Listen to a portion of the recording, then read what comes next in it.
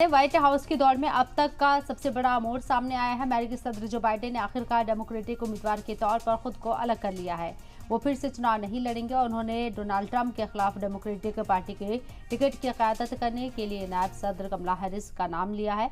और ये फैसला अहदेदारान और आवाम के कई हफ्तों के दबाव के बाद आया है। 81 साल के अमेरिकी सदर ने रविवार की सुबह आखिरकार अपनी जिम्मेदारी सौंपने का फैसला किया। अमेरिकी सदर बाइडेन ने एक पोस्ट सोशल मीडिया में लिखी और जिसमें उन्होंने कहा कि उनका मानना है कि पार्टी और मुल्क के मफाद में यही है कि वो ओहदा छोड़ दें और सदर के तौर से अपनी जिम्मेदारियों का पर ध्यान लगाएं।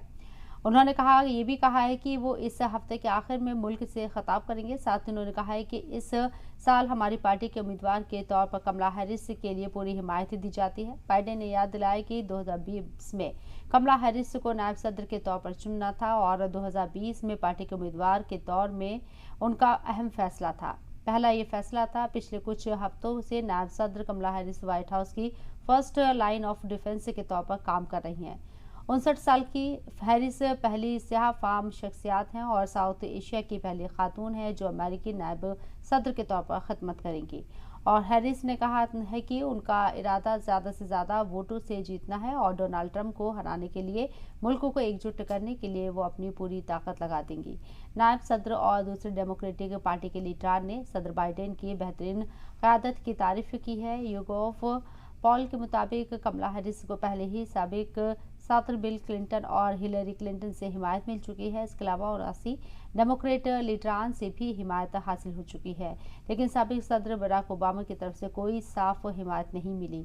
यह जाहिर करता है कि कई डेमोक्रेट पार्टी के व्हाइट हाउस उम्मीदवार के रूप में कमला हैरिस को मंजूर करने में हिचकिचाहट महसूस कर रहे हैं।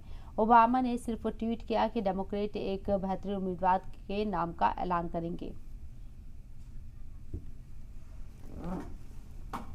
तो आपको बता दें पूरी तरीके से क्लियर हो चुका है कि जो बाइडेन इलेक्शन नहीं लड़ने जा रहे हैं और इस वक्त अमेरिका के सदर ओहदे पर वो काबिज है। और आने वाले वक्त में जो इसी साल नवंबर में इलेक्शन होने हैं, अमेरिका सदारती इंतखाब, बाइडेन उसमें हिस्सा अब नहीं लेंगे। उन्होंने बाकायदा एक ऑफिशियल नोट के जरिए इस बात का ऐलान किया है और किस तरीके से वो अपना कदम पीछे हटा रहे हैं इस बात का भी उन्होंने जिक्र किया है। वाज़ेह रहे कि पहली डिबेट जब शुरू हुई थी यहाँ पर डोनाल्ड ट्रंप के साथ जो बाइडेन की, तो जो बाइडेन उसमें पिछड़ते हुए नजर आए थे और लगातार उनकी सेहत को लेकर, उनकी उम्र को लेकर सवाल उठ रहे थे कि क्या वो आगे भी इसी तरह से कंटिन्यू करेंगे, चुनाव को आगे बढ़ेंगे, उनकी सेहत क्या क्या होगा। और जिस तरीके के हालात बने हुए हैं, कई फैसलों में उनकी मजम्मत भी की जाती है। और डोनाल्ड ट्रंप अभी मजबूत कड़ी नजर आ रहे हैं। लेकिन इससे पहले आपको बता दें कि डोनाल्ड ट्रंप के सामने जो बाइडेन ने अपने उम्मीदवारी की जगह जिस उम्मीदवार का नाम पेश किया है वो कमला हैरिस है और अमेरिका की नायब सदर भी है। कमला हैरिस एक मजबूत शख्सियत है। 59 साल की कमला हैरिस ने बहुत काम भी किया है, एक तजुर्बा उनके पास नजर आता है और इसके साथ साथ